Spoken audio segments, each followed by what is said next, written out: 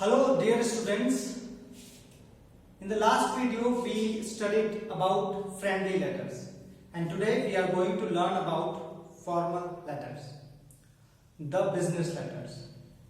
Business letters किन letters को कहते हैं? बिजनेस लेटर्स उन लेटर्स को कहा जाता है जो कि हम अपने बिजनेस के लिए, अपने काम के लिए लिखते हैं, जो कि अपने प्रोफेशन से जुड़े लेटर्स होते हैं, उनको कहा जाता है बिजनेस लेटर्स।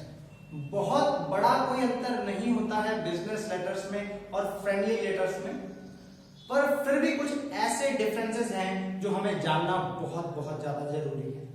तो चलिए समझते हैं एक बिजनेस लेटर में और फ्रेंडली लेटर में क्या अंतर होते हैं और किस तरीके से एक बिजनेस लेटर को लिखा जाना चाहिए।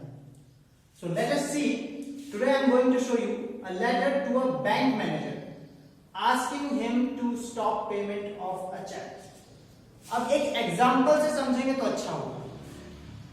We have to write a letter to bank manager asking him, और उससे पूछना है, हमें उनसे जानना है, उन्हें कहना है to stop payment of a check, कि एक चेक है जिसका पेमेंट रोक दिया जाए। मे बी आपने कोई चेक है 5000 रुपीज का, वो आपने कट किया किसी के नाम। अब वो चेक जब आपने कट किया, कुछ ऐसा हुआ, कोई फ्रॉड हो गया और वो जो 5000 रुपीज का चेक है आप चाहते हैं कि उसका पेमेंट ना हो। In that case you will write a letter to bank manager.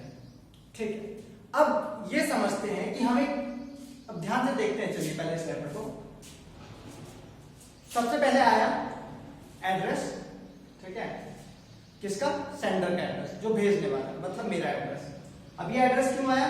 जिससे कि पता चले बैंक मैनेजर को कि ये लेटर कहां से लिखा गया है।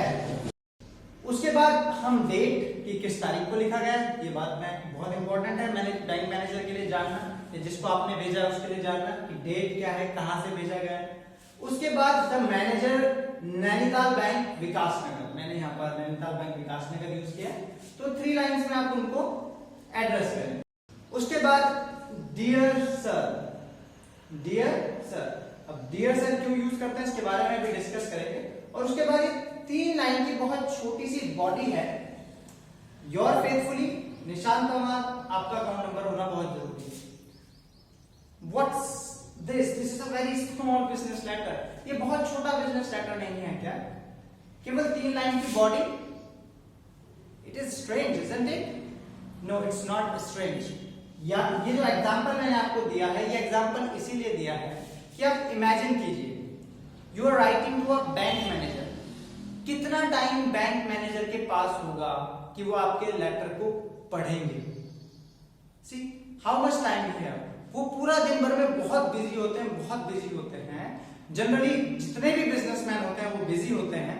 बैंक मैनेजर्स और managers of post office, these all these peoples, post master, bank manager, ये बहुत ज्यादा डेली रूटीन में बिजी होते हैं। तो इनको बहुत बड़ा लेटर लिखना, बहुत बड़ी एप्लीकेशन लिखना वाजिब नहीं है, इज नॉट वर्थ। इसलिए हम जो भी लेटर्स लिखते हैं, बिजनेस लेटर्स, वो टू द पॉइंट होते हैं।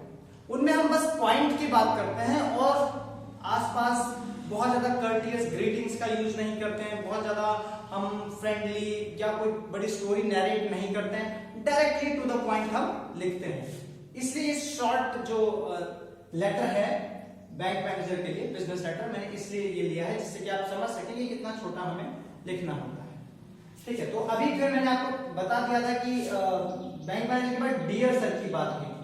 जो डियर सर है, ये जो डियर शब्द है, मैंने आपको पहले भी बताया था, ये बहुत फॉर्मल शब्द है। पहले होता था रिस्पेक्टेड सर। अब जो नया ट्रेंड आया है उसमें डियर सर पूरी तरीके से फॉर्मल माना जाता है, तो आप डियर सर का यूज करेंगे। उसके बाद हमारी बॉडी देखिए कितनी सिंपल है। Would you please stop the payment of cheque 104662 dated 25 May 2020. I signed it in favor of Mr. B.S. Tamar.